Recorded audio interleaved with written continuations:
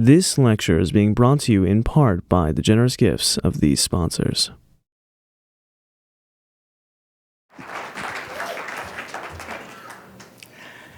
Thank you, Lori, so much for that nice introduction. Thanks to IHMC for bringing research and education for this community.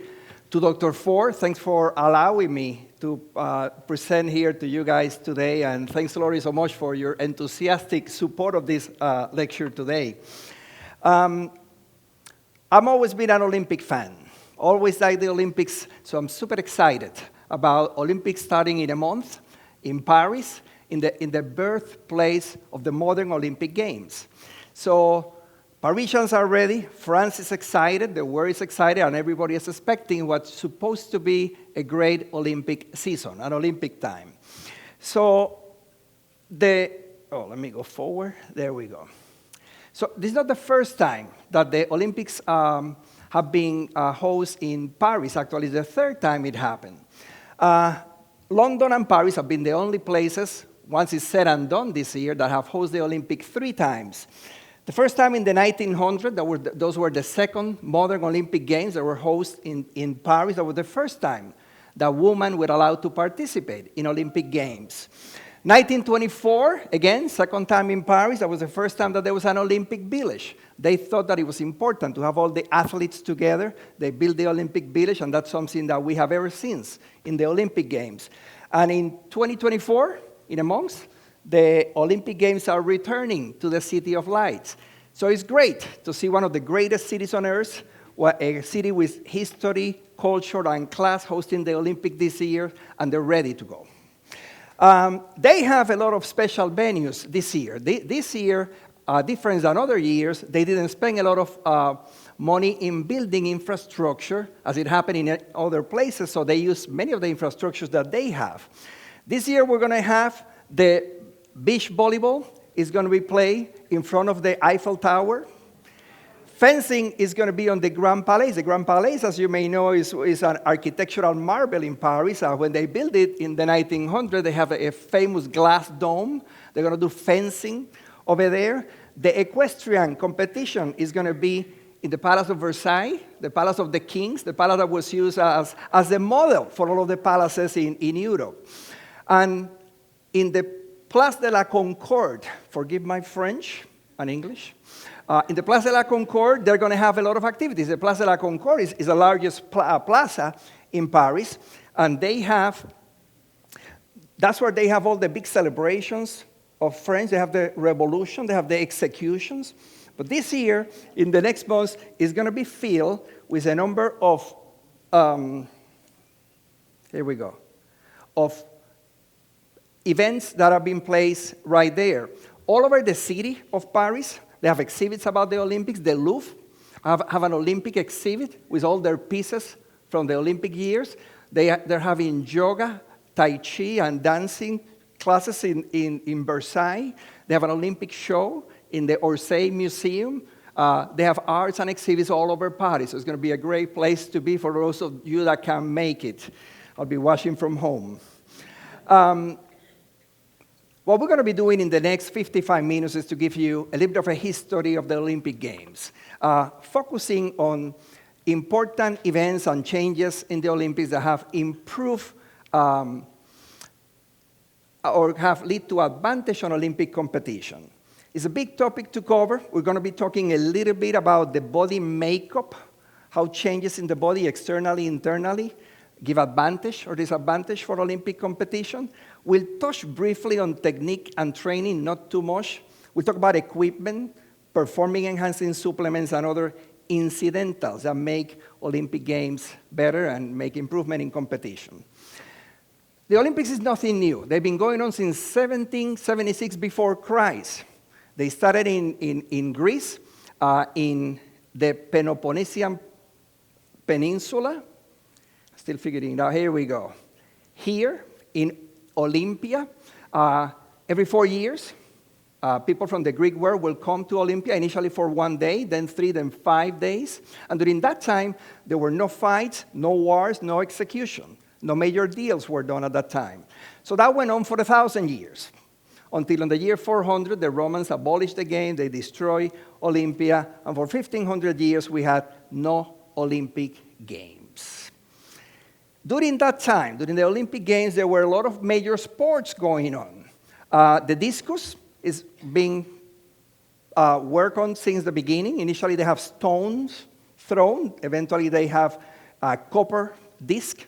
Long jump was performed since the beginning, the javelin. There was a number of equestrian events. There was 2 chariots and 4 chariot races. The running events, there were short distance, long distance, and my favorite, the running with helmets and shields.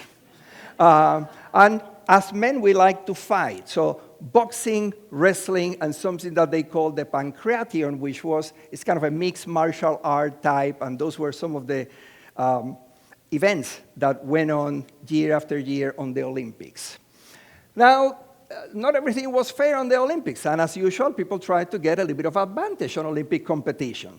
So the West Africans, they used to use cola, a stimulant, to improve their performance. The Greeks were known to try everything they could get their hands on, from hallucinogenic mushrooms, sesame seeds that help for pain, sheep and dog testicles. They thought they could get that kind of energy to participate. The lizard meat was considered to be sacred and important for improving your athleticism. The gladiators used to use stimulants to become fatigue and injury. So through history of humans, they always tried to gain some advantage on competition. So the games were stopped until the 1800s, when a young man on his 20s with the name of Pierre de Coubertin, if I pronounce that right, he had a dream. He wanted every single young person in France to be on athletic competition. It was a proposal that every student, elementary high school student, have to be engaged in sports. At that time, sports was more for the elite, so a lot of the poor people couldn't participate on equestrian events, on fencing, and didn't have access to a number of events. He thought, in order to make the country better, we want to teach our kids exercise, athleticism, put them to do sports since early life. That was his dream. So he went all over Europe, looking at the systems in France and Germany, trying to learn from what they were doing right to bring that to France. And he was a champion of the educational reform in French schools. And he led to a lot of improvement. So as time went on, he realized, well, in order to make this better, we can make competitions between clubs and cities and states. And the dream kept on growing until he said, well, maybe we can do this worldwide again. When he was in college, it was a time where French expeditionaries and archaeologists were digging the old sites in Olympia, the sacred sites in Olympia, and all that information was coming, so he was really engaged into the new discoveries about Olympia and got into the Olympic movement. He was the one that pursued, he put all the money where his mouth was and pursued his dream. He met with people all over the world. There was a lot of enthusiastic people that supported the idea, and they were eventually able to revive the Olympic Games. As you may know, the first games were in Athens in 1896, and this is a painting from a picture from the 100-meter race on the first Olympic game. So at that time, people were still learning. How do we start the race? So you have the one that started sideways. The idea was that they can use the force of the body to get them accelerated. The one that started halfway through, the bending position, the standing up, the one on the left was thinking, well, I want to start from the position that I'm going to be running. So, but there was a guy here from Boston, a law student from Boston, who understood that your stronger muscles, the thigh muscles, were the ones that you should use to start the race. And after that, within a couple of decades, everybody was starting from that same position. So following the games in Athens, the following games were in Paris in the 1900s and in St. Louis. Those were attached to the World Fairs. So the World Fair was a priority at the time. The Olympic Games were kind of a second hand. But in the Stockholm Olympics in 1912, that what really brought the ideas of Pierre de Coubertin into in order. They used chronometers for the first time. That was the first time that there were wide world events. So there was participants from Asia. Japan was the first country that participated. From Latin America, Chile was from Latin America, and most of the European countries and some African countries were participating in the 1912 Olympics. That was the last time that the gold medals were really made out of gold. And that was a time that still part of the competition included painting, sculpture, architecture, music, and literature. So he felt his ideal that we want to show the sports and all other human capabilities as part of the Olympic Games. Actually, painting, sculpture, architecture went on for a number of years until the 30s, early 40s. The Americans won the 1912 Olympics. The American Medical Association looked at the data from the Olympics and the participants and realized that we Americans, we're a mixture of races that provide a special advantage in us, because you can get people from different backgrounds, body shapes to participate on different particular events. Race has always been a factor in the Olympic Games, but at no point as important as in 1936. In the Hitler Games, Berlin organized the game. Initially, they wanted to ban blacks and Jews from the game, but eventually Americans threatened to boycott, and they allow everybody to participate in the game. And while the Aryan race was supposed to dominate, the most important athlete in that game was a black man from Alabama by the name of Jesse Owens. And since that time, no single athlete has ever won at Olympic Games the way he did. His running style is still considered one of the more beautiful and precise running styles. He won the 100 meters, 200 meters, the long jump, and the relays for 4 gold medals in that Olympic. Now, in the 1936 Olympic Games, testosterone was in the market, so athletes were starting to use testosterone. The amphetamines were already developed, and the Germans were using it widespread. And as you know, a few years after that, in World War II, there were millions of amphetamines used by the German army and by the British Air Force. But amphetamine, what it does is that it is a stimulant, so it allows you to perform for a little bit longer, and it allows the body to take a little bit more risk. So when the body fatigue is overcoming you, they continue to race. So while it increased the risk of injuries and sickening fatigue afterwards, their willingness to take risks could improve athletic performance. The only death associated to substance use in the Olympics was in 1960. It was a Danish cyclist who was using amphetamines for his runs. He fell down, cracked his skull, probably had an epidural or subdural hematoma. He was found to have been using amphetamines, and that was the first case that led to the Olympic Committee to say, we have a problem here that we have to address. We cannot allow people to be using drugs to improve their performance and put our athletes at risk and at unusual advantages. Anabolic steroids started making their way up back in the 50s. There's an interesting story, 1954, where there was a competition out of the Olympics between the Russians and the Americans. So after the competition in the evening, the Russian and the Americans were having some drinks, and the Russian coach asked the American, "What are you giving your guys?" All tough up, and the American asked him back, "What are you guys giving your guys?" The Russian said, "Oh, we're giving them steroids. We have them all in steroids. We're building up their body because of steroids." I said, "Oh, well, that's good." So it was widespread at the time, even in the 1950s, the use of steroids for buildup of the body, obviously, anabolic steroids. So there's many types of steroids, not all of them. Many will not cause improvement in your athletic performance, but anabolic steroids would do. They would help build up muscle.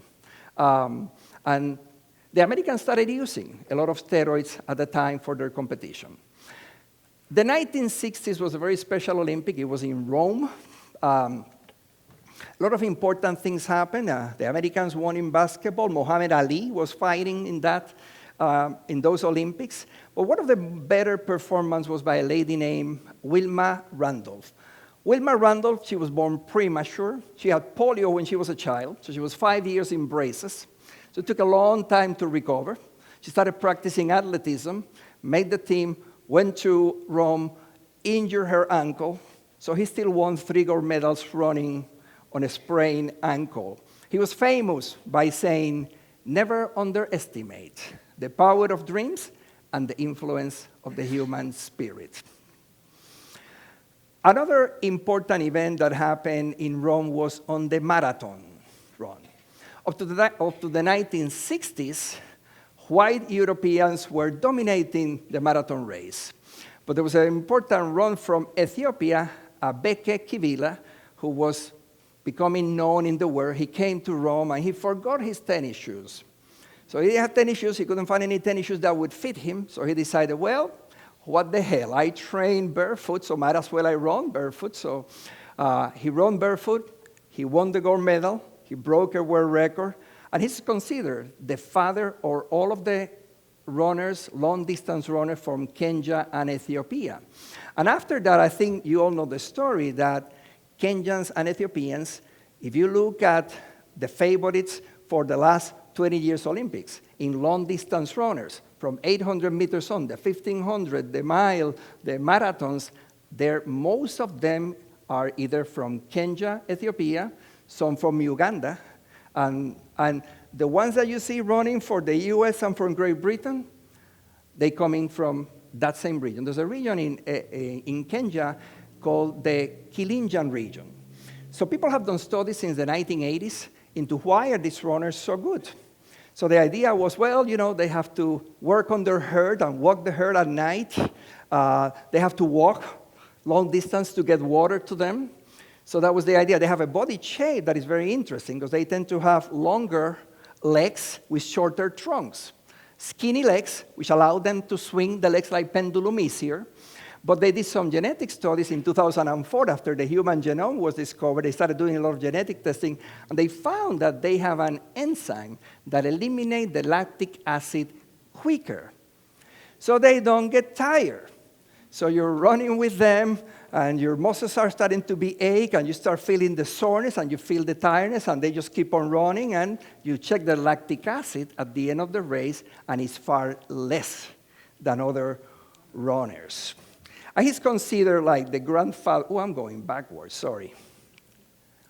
He's considered the grandfather of all Kenyans and Ethiopian runners. Actually, the most important marathon runner for the last 15 years has been a guy by the name of Eliud Kipchoge. Eliud Kipchoge, he's been the hope to break the 2-hour marathon, and he's been running for it for a long time. He had the world record in 2018 in a marathon in Berlin until another guy from Kenya broke his record, Kelvin Kipchoge. And for these Olympics, everybody following Olympics, they were salivating to see them race together, competing for the marathon. Kelvin died in a car accident back in February, so Eliud Kipchoge is still the favorite to win the Olympic and somebody that anybody in athleticism is watching to his performance for these games. America have always had the best track and field team. The Americans are always the people to beat, males and females, and the best American track and field Olympian was Carl Lewis.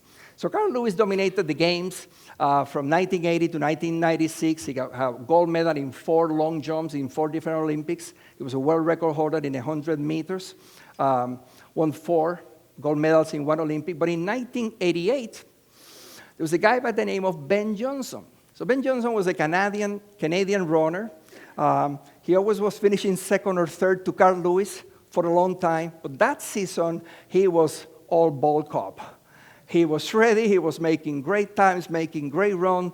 The 100 meters, which is one of the more washed competition in the Olympics, started, and he went ahead far of everybody. If you've seen a video of that race, it's amazing the way he jumped out of the starting blocks. And Carl Lewis was always able to catch him up, but this time Johnson never looked back, and he won the race. Carl Lewis got second. They both were the one. They both were running at a world record pace on that race. But Ben Johnson turned out to turn positive for steroids that time. But not only him. There were 6 of the 8 runners in that race that were positive for steroids.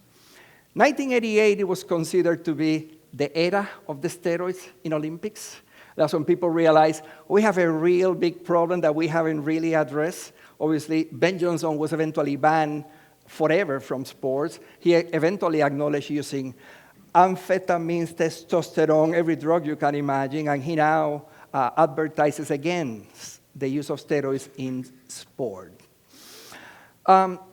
If you look at the 100-meter, 200-meter, the fast races, again, over the last several decades, all of the runners tend to be of Western African descent. So again, physiologists have looked at them and said, what makes them so much better? Why are these guys so much better? Well, they have denser bones, they have less body fat, narrow hips, thicker thighs that put them explosive off the starting blocks. They have longer legs with light calf. And muscle biopsies on these runners have shown consistently that all of them have a bigger percentage of what's called type 2 muscle fiber, which are high twitching fiber, which are super important for sprinting race and for fast race and for quick, strong performance. So there's been a lot of studies, but all of them will have this kind of body type figure. An exception to the short, stocky, thick-leg fast runner was Usain Bolt. So the Jamaican, I like it, the Jamaican Bolt, when he started to run, his coaches told him, you're not going to run the 100 meters, you're going to run the 400 meters. Those long legs, you're good for 400 meters, 800 meters. They will allow him to run. They already had good runners at 100 or 200 meters, but he insisted. So he went on, he started training for the 100 meters, he made the team, he qualified, and as you know, he became the most dominant 100-meter runner ever. So what made him so special? Many things. Among them, his long legs, here we go. He's 6'5", takes 41 steps to get to the finish line in the 100 meters compared to 44. So while he's able to move his legs at the same speed of his shorter guy, he make longer steps, so he make it quicker to the end.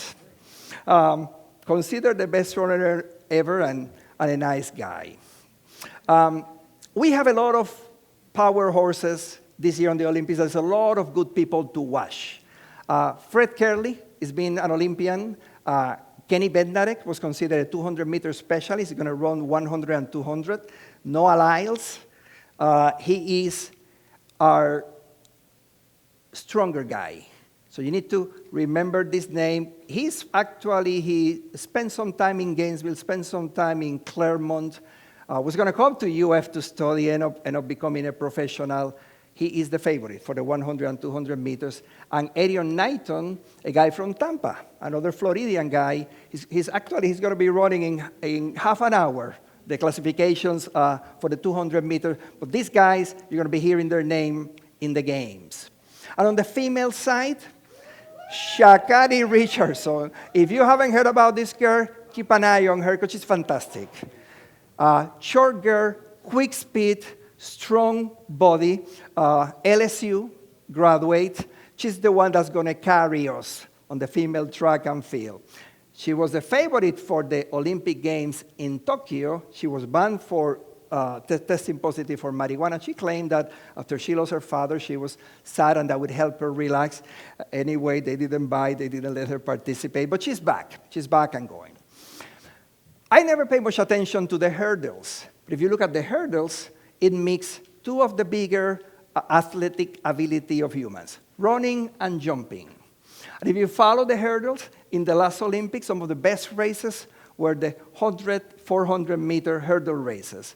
This was the Tokyo Olympic 400-meter races, and Warholm from Norway and Ray Benjamin from the United States, for the season before the Olympic Games, they were both beating each other. and breaking the records. So there was no clear favorite for the games. So when the game went on, it went on, the race went on, and Walholm dominated him. He made a world record, Olympic record, European record. There were 6 world records that were break in that race. The guy to the left from Qatar, he broke the record for his country, Alisson dos Santos, the guy from Brazil, the best. 2 weeks before that race, he would have been the record holder with his pace in this race. He came out 3rd on this one. Benjamin broke the American record, broke the Olympic record. And the guy to the far right is the guy from Estonia who broke the Estonian record. So everybody broke the record in that race, considered today to be one of the best races ever in Olympic competition. And just a day after that race, the woman took over for the 400 hurdles. And it was a fantastic race. The favorite were 2 Americans in that race. We had Dalila Mohammed, who's been a superstar for a long time, and the up-and-coming Sydney McLaughlin that you can see here on your right. And there was no clear favorite. Sydney, a lot of people knew she was an up-and-coming girl. She ended up winning the Olympic gold, world record. But in the middle of them, there's a white girl here, the Danish girl, Femke Bol. She was 3rd. Up to that time, nobody knew much about her. But since then, she's been kicking butt all over Europe and the world in competition. And she and Sydney McLaughlin are going to head the 400 hurdle race. And it's going to be, you don't want to miss that race. It's going to be really good. The Danish have put a great team on sprints, hurdles, etc. So you want to watch that. So what make improvement on running? But there's a lot of things, including equipment. In the 1920s, they started to use the starting blocks. So it gives the runners a solid ground to start and to put their feet on. They didn't have to sleep on the ground. The shoes have changed a lot through the years. These are shoes from the 1920s. Look at the ones from 1930, lighter spikes. The track changed. Back in the 1960s, they introduced this polyurethane track, which allowed more bouncing power. So the runners, instead of get stuck on the dust or sleep on the dust, they track harder and they bounce more. And they started using timekeeping for their races. Even prosthetics have improved so much by now that physiological studies on the use of prosthetics have shown that if you have to run on 2 prosthetic legs, that's an advantage for Olympic competition because they're better aerodynamically, okay? They give better angle to the pivot race. So Oscar Pistorius, who ran first on the Paralympics and then on the Olympics, they have shown during physiological studies that using his carbon fiber legs produce an Olympic advantage. The pole vault, you think of it as an event that have not changed in a long time, but it actually has. Initially, they would use bamboo fibers, poles, then aluminum, then fiberglass, and now they use the carbon fiber, and every time they have changed the poles, it has improved the jump height and the Olympic performance. The world record holder and the favorite for this Olympics is a guy by the name of Mondo Duplantis, a guy from LSU. Mother is from Sweden, so he's competing for Sweden, but we still like him. But he's the guy to watch. He's been the world record holder and the best hurdle for a long time. Javelin is another sport that had to undergo some changes. So back in the 80s, the javelin thrower were throwing so far away. They were getting to the 90 meters, 100 meters, that you couldn't perform a javelin competition in an Olympic stadium because you could not have the runners running and the jumpers doing and the javelins coming all over. So the guy to your left, Uwe Holm, back in the 80s from Germany, he broke the 100 meters.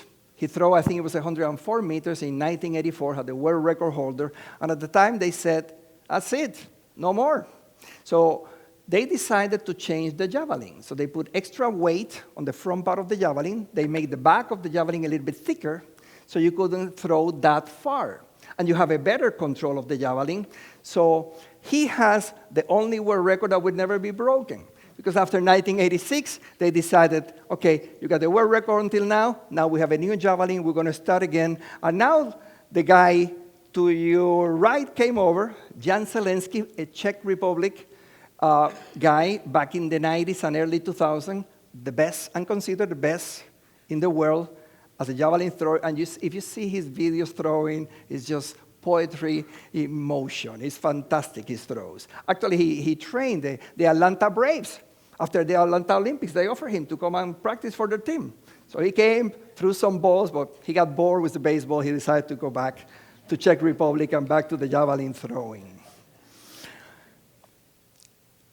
If there is one event on the Olympic Games in which there was some kind of divine intervention, it was this jump.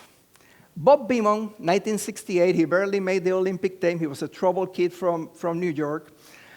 Eventually made the team, went to the Olympics, and at that time, the Olympic record was like 26 feet. He was jumping high 26.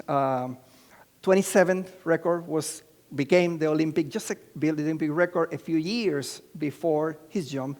So he went there, and he made 2 falls on his jump, and eventually he made this jump. People that saw that jump describe him flying. As you can see, they're seemingly 5 or 6 feet. Now, normally, when the jumpers come, they take like a 20-degree jump. So that makes them farther distance. You don't want to jump too high because you'll fall quicker.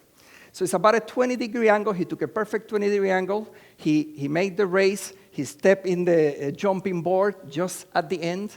He had the wind perfect 2 meters behind him, so everything was perfect, and he made this jump, and it was 29.4 feet, so he broke the record by 2 feet. Now remember that in most Olympic competition, particularly in jumping, the records were broken by inches, half an inch, a quarter of an inch, you know. Sometimes a good jump, somebody would break the record by 2 inches, and he broke the world record by 2 feet, and the Olympic record by 3 feet.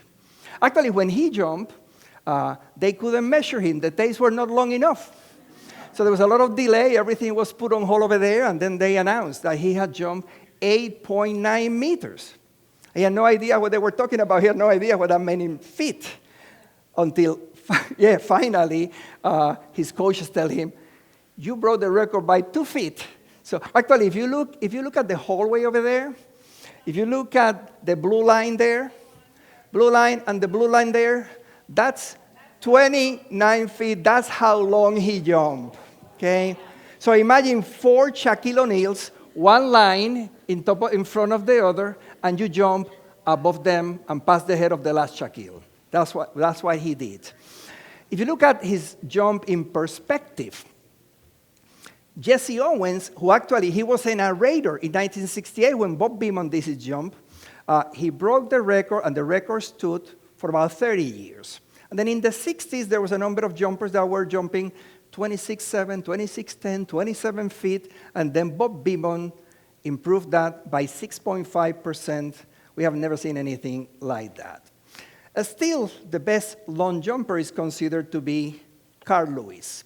So these 3, Bob Beamon, Carl Lewis, and forgot the name of the other. He's actually the world record holder, but Carl Lewis is still considered the best jumper. Now, long jump is the only sport that we may see a change in the next few years. Now, up to now, when you go running and you step, you cannot pass that jumping board. So they measure from the jumping board to where you fell, where you end. But they're thinking that they have the technology that they can measure for when your feet step up.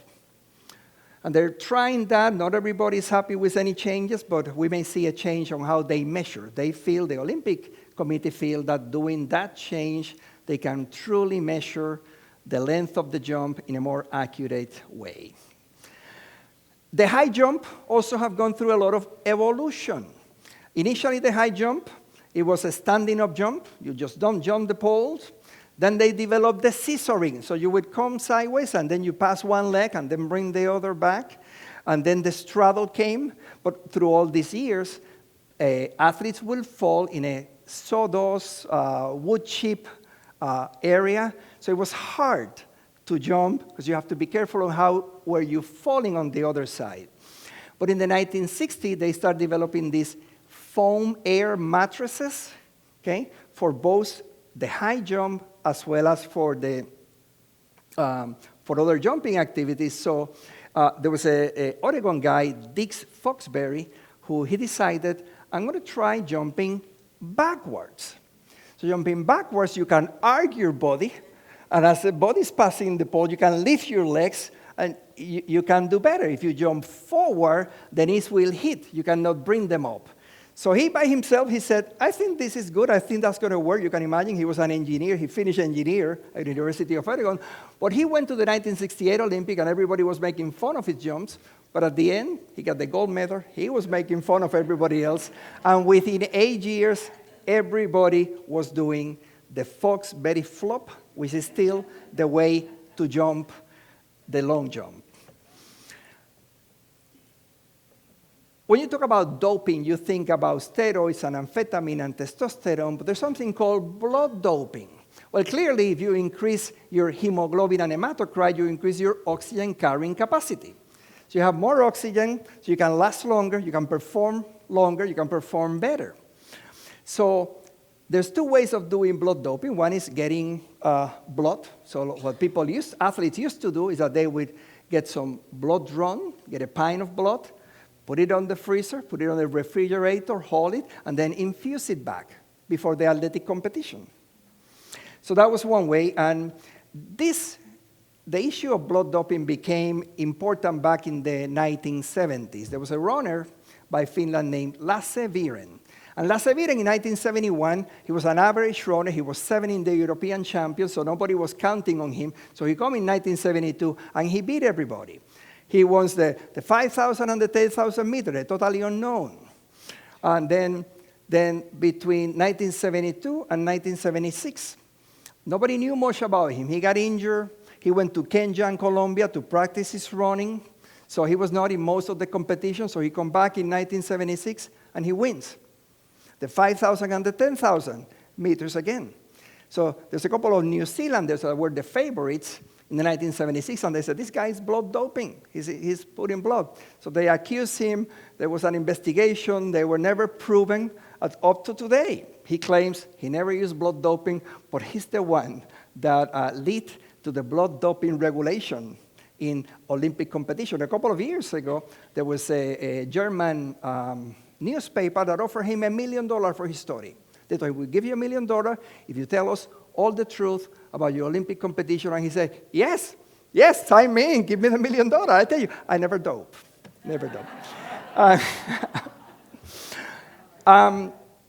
And then there's another way of doping, which is through using chemicals that increase the production of red blood cells.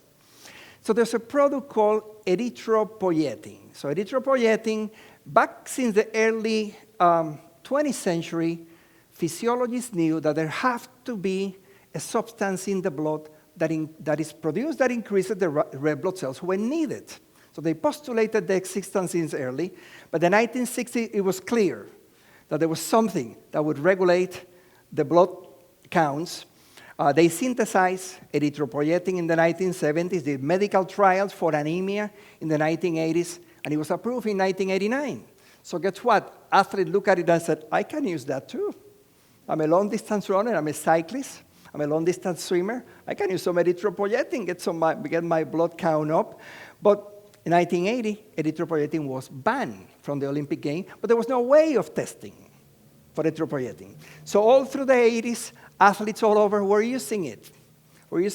And then in the year 2000, 2 weeks before the Sydney Olympics, the Olympic Committee told everybody, we now have a way to test for erythropoietin, and we're going to be testing in the games.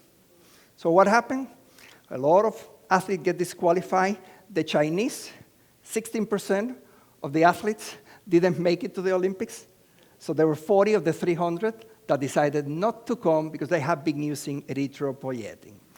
So it's always been a struggle how to monitor these athletes, how to maintain a fair competition. So what about tremors? What about shooters? You know, amphetamines, testosterone is not going to make them better. Well, they can use other things.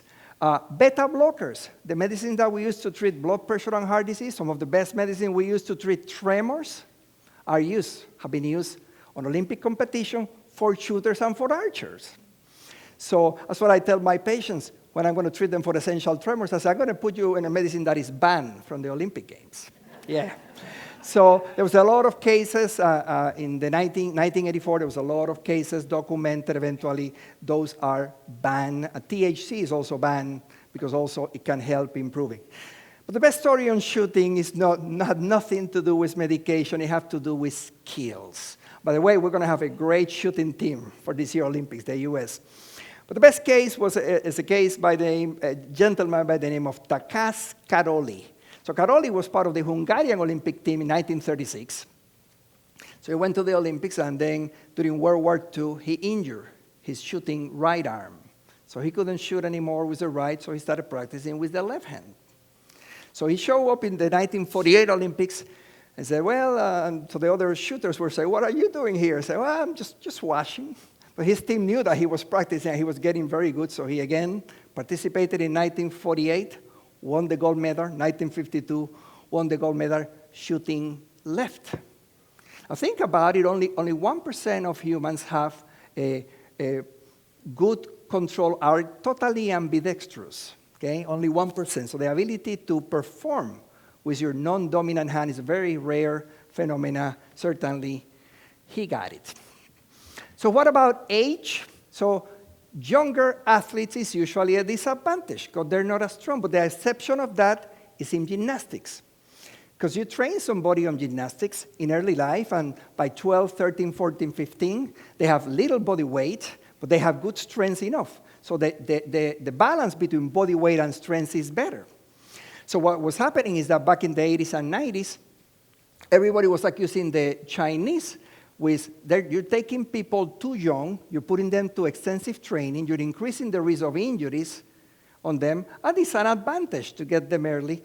So by 1981, the requirement for age increased to 14 and 15, and then in 1997, the younger age to participate in gymnastics became 16 years of age. Actually, about 8 years ago, there was a Chinese disqualified.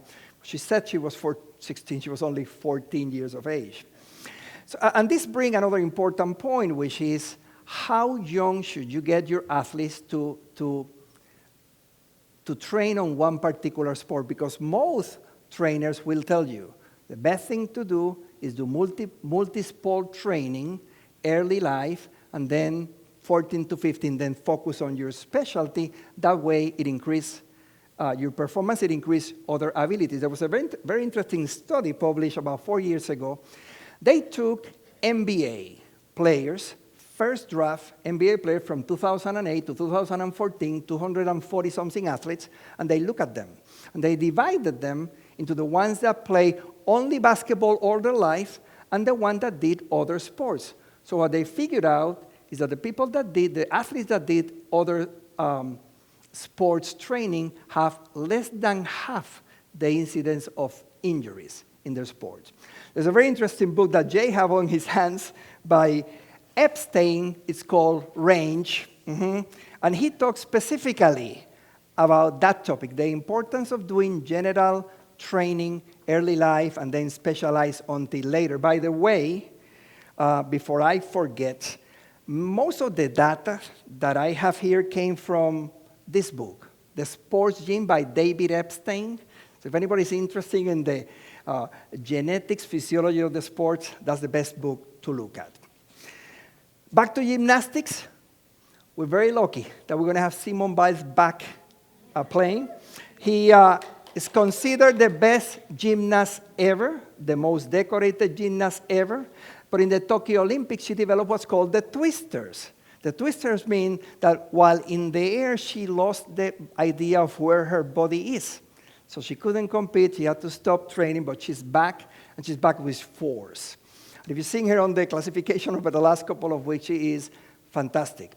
She's so good that every time a gymnast does a jump that nobody else have ever done, they put their name to it. Okay? So Simone Biles did a special jump a few years ago, so their name is the Biles 1. But then she did another one, and it became the Biles 2. And then she had 5 different jumps already in her name. The Biles 1, 2, 3, 4, and 5. That's how good she is. I mean, in a sports in which all you have is your body jumping and to develop abilities that nobody else has ever done. If you never watch her, you don't want to miss her this year. Back in the early 20th century, most experts thought that an average body type, guys I guess like me, maybe better, 5'9", 5'10" to 6'2", that was the perfect size. The normal size was the perfect for every sport. Well, they were wrong. Well, it turned out that depending on your body type, you're going to be more specialized for some sports, like tall guys for basketball, for volleyball, short, compact, flexible for gymnastic, bulky, strong, short for weightlifting, and then short arms, short, long trunk, short legs for swimming, like Michael Phelps. So everybody said that Michael Phelps is a freak, and actually he is. He has a very strange body type, very clumsy on land. He had ADD, and he was always clumsy when he was little. Great swimmer. Well, it turned out that he also have, like the Kenyan have, a different mutation in which he doesn't eliminate the lactic acid quick, like the Kenyan runners does, but he produces less lactic acid. It always impressed me seeing him in the 400 individual meters or the butterfly races where, talking about 200 butterfly races, that's one of the toughest swims, move to do. You would see him in the last 50 meters, and it's like never happened, like he's starting. So he also produced less lactic acid. So when you look at athletes, and this is taken from a talk by David Epstein, a tech talk, which is fantastic, by the way, showing how, for example, compare these two athletes. Michael Phelps, 6'4", Hicham El Guerrouji, one of the best mid-distance runner. They are, 3-7 inches different, but they have the same size legs. So forget about the Vitruvian man. A lot of difference in shapes give difference in performance. Let me go quickly because I want to cover a little bit of swimming. Everybody know Mark Spieth, for those young that never heard his name. 1972, 7 gold medals, 7 world records, and he did it without goggles, without shaving, without water-repelling swimsuits. And since then, they developed some different gutter system in the pools. So in the old days, you would swim, and if you're swimming your breaststroke or your butterfly or whatever, you're pushing water against the wall, and as the water comes back, it's pushing you back. But then they developed this outflow where you're swimming, and as the water is moving, it overflows. So that was developed after that. So when you look at records in swimming, and again, this is always from Epstein book, back in the 1950s, the improvement came after they developed the flip turn. So before you would touch, turn your body, go back, then they developed the flip. 1976, the gutter system in the pool improved the water flow, less pressure for the swimmers. And then in 2008, the swimsuits changed, and it caused a tremendous difference in swimming. We'll get back to that in a second. The Eastern German swimmers back in the 70s and 80s, that was a more brazen case of a systemic country doing drug enhancement. They were putting everybody on steroids. They were winning and kicking everybody. Everybody knew they were cheating, but they had no way of testing or regulating it. That book covers the details about everything they did. So once they started testing for steroids a little bit better, the East Germans felt like, well, we have to do something different. What can we do to get advantage? So they decided, well, maybe we can pump some air in the bottom of this piece so they can have better buoyancy. I mean, think about it. If you're in the water and you're full with air, you stay floating more. If you throw the air, you're going to go down. So they tried that. It didn't work out that good. Swimmers complained. They were not feeling good. They feel bloated. So that idea didn't work out. Well, what did they do? Well, let's put it outside. Let's put it on the swimsuit. So back in the early 2000s, companies started to develop swimsuits that have this thin layer of foam-like material that have tiny pockets of air. So it helped the swimmers to have better buoyancy. So what happened? In 2007 and 2008, most of the world records in swimming were broken because, they didn't have to carry their body through the water. They were floating above it. Federica Peregrini, which was one of the best European swimmers, nothing to take away from her. She's a great lady. She's a great swimmer, great Olympian. But when she swam in Beijing, she was wearing 4 swimsuits. So following that, and back in 2009, in the Rome championship, there were a lot of new records. So finally, the Swimming Association decided we're going to outlaw those swims. So thank goodness they are gone. So for this year, we have a great breed of swimmers. I think everybody knows Katie Ledecky, the first lady of swimmer, one of the best middle and long distance swimmers of the 800, 1500 swimmers. Katie Douglas, for those of you who have not heard, she's the more versatile swimmer in the team. So if you're in the first week of the Olympics, watching the Olympic game, doing something else, and you hear swimming, and you hear the name Kate, go. Because we have Katie Grimes, Katie Douglas, Katie Ledecky, some of our best swimmers. But we're going to be competing against great competition. The Australians have always had good swimmers. And this year, the 3 best swimmers from 2023, 2 Australian, Titmus and McCallaghan, and the girl to our right, Summer McIntosh, is considered the #1 swimmer in the world, so our Americans team is going to have a lot to swim for this year. I'm talking about international swimmer. The best swimmer 2023 and 2024 is this guy, the French lion. I call him the sea lion. He's Leon Marchand. His parents, both of them were Olympic swimmers. He swam for the last 3 years at Arizona State University, swimmer of the year for 3 years in a row, #1 swimmer in the world. So our guys he's going to be one that we're going to be trying to fight for. We have a lot of good swimmers.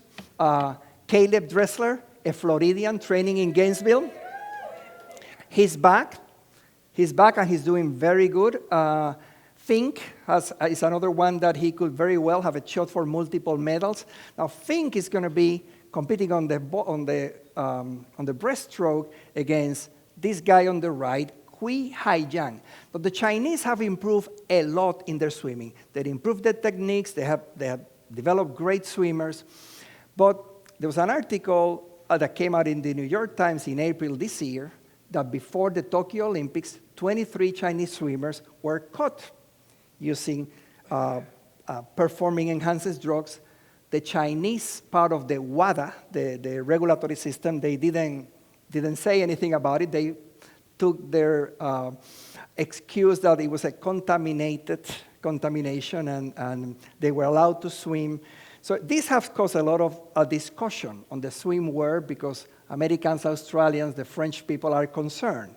Are the Chinese playing a fair game? So that's been a big issue. There was a hearing actually on the House of Representatives in Washington about this particular problem. This is an interesting drug that's been kind of one of the new kids on the block on performing enhancing, a cardiac drug that improves blood flow to the heart. It improves resistance, so they have more resistance and more oxygen carrying capacity. I'm going to cover a couple of things quickly. This slide tells me that I only have 10 minutes, so I'll finish with a couple of slides here. But it's been a big concern about the use of genetics, particularly with the CRISPR techniques. So we can take now, we know there's like 200 different genes that increase athletic performance. So can you take genes, do some genetic manipulation, and make these people better? So this is right now a theoretical issue because WADA is not testing for genetics, but they're spending a lot of money looking into the possibility of some use of genetic changes, and genetic doping is the way they're going to call it. I want to touch on this case briefly, Caster Semenya, because this is being big news in track and field where over the last 15 years. So Caster, when she was 18, she started to run for South Africa. She's a great runner. 2008, went to Berlin to the World, and she got gold medal. But if you look at Custer, she's the one on the far right. If you look at her body shape, she looked like a man. Broad shoulders, narrow hip, straight shoulders running. Look at the difference between the way Semenya keeps her shoulders compared to most of the other runners in the race. Look at the arms, look at the body shape. She runs like a man, so that she was accused of, I think wishing she's a man. So they did as they done to the Olympics. They do the usual testing, which is come with a doctor, let's take down the pants, let's check you out. They check her out, she's a female. So there was a question, at the time they started doing some genetic testing, and they find out that she had XY chromosomes. So genetically, she is a female that have a male genetically with female external genitalia. So this brought a lot of consternation to say, well, is it fair for her to run? And her team would say, well, I'm not using anything extra in my body. I was born a female, raised as a female, I have female organs, female external organs. So I'm not taking anything. I'm just running. She had a good point, but obviously the competition said, well, she's not quite a female if you look at it from the genetic point of view. So this case went on for about 10 years, and finally the International Olympic Committee decided that in cases of hermaphroditism, people that have both sexes or are intersex people, which is a percentage of the population, the way they're doing, and they decide that what they're going to use to decide who can compete in a female competition, it depends on the level of testosterone. So they're using testosterone level on females, and interestingly enough, if you're a female, normal testosterone level is about 15 to 45, but for Olympic competition, if you have these intersex conditions, you have to drop your level. Initially it was to 10, now it's to 5.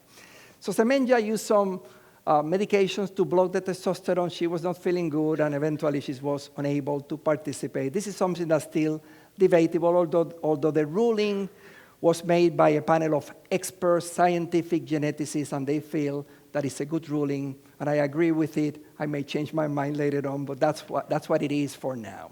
Another important case was a case of an American swimmer called Leah Thomas. So Leah was a male. She changed to females. So she was running as a female, and she was beating everybody.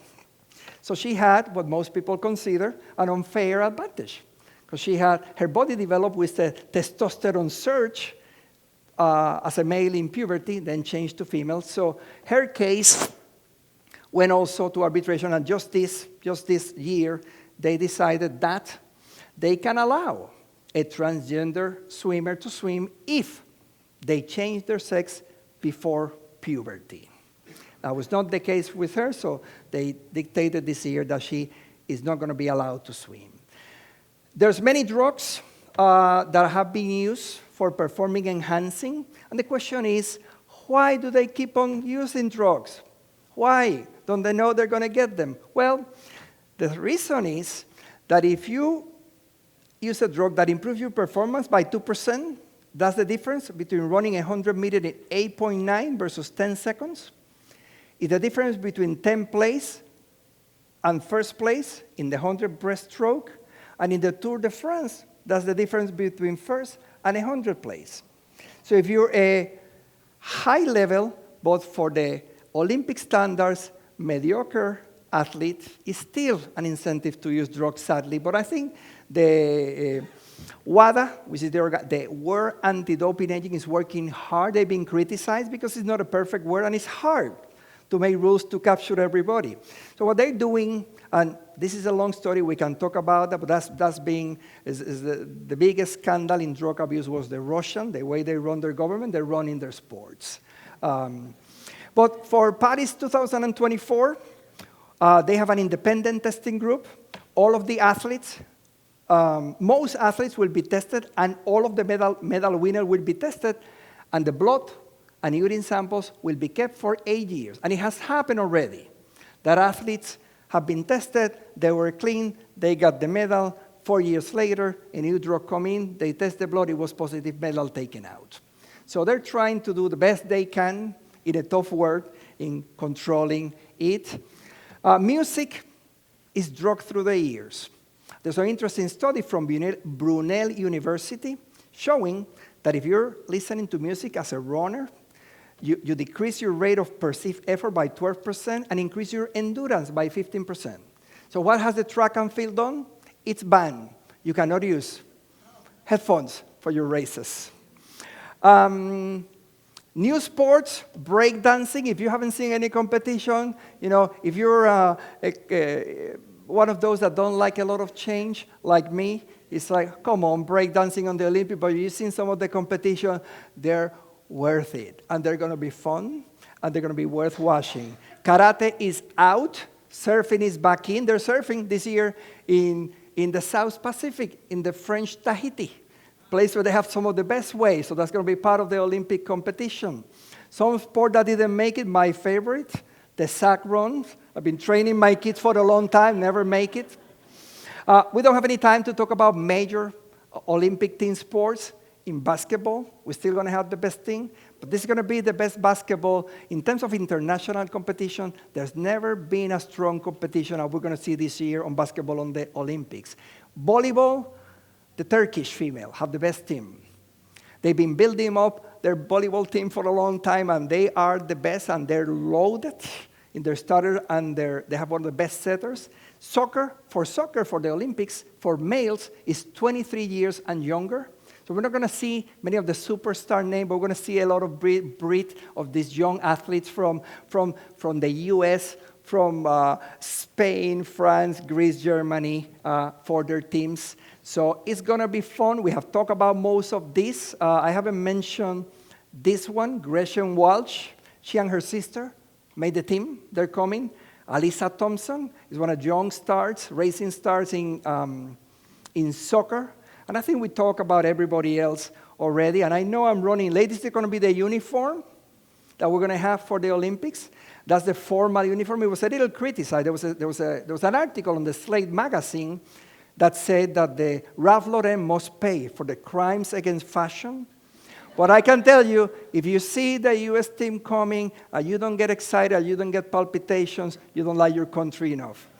I'm going to stop there. I need to tell this story. I'm sorry to keep you late, but if you ever won an Olympic competition, the Olympic medal is going to be one of your prized possessions. Well, this year, the Olympic medals were designed by Paris jeweler, and inside there's going to be a metal piece that is a metal that was taken from reconstruction in the Eiffel Tower.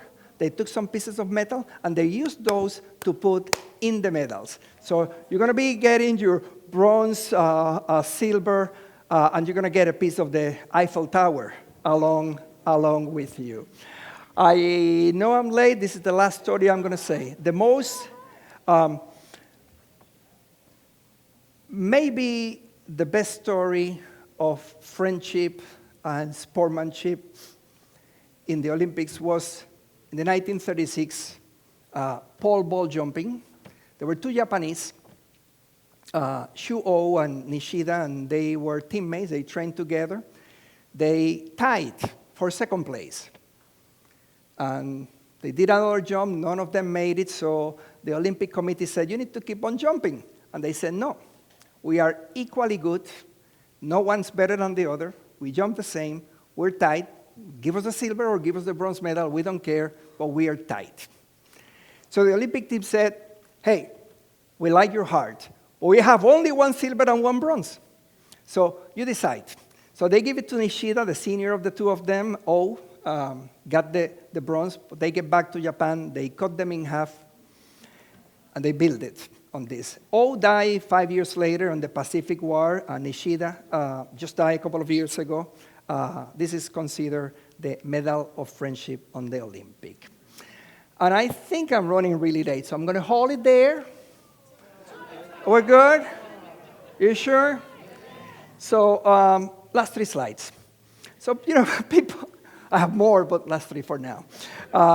So who's been the best Olympian ever? To me, my favorite athletes that never made it to the Olympian.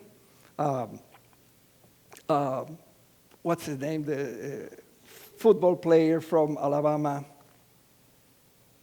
Forget about it. Anyway, the best Olympian ever. Jim Thorpe, Jesse Owens, Usain Bolt, and consistently, the Olympic Committee felt that Jim Thorpe was the best of the Olympians. He ran and won the 100 meters, the 110 hurdles, 1,500 meters. He played professional basketball, football, and baseball. Because he was a semi-professional, they took away his medals, and they returned to them just a couple of years ago after 70 years.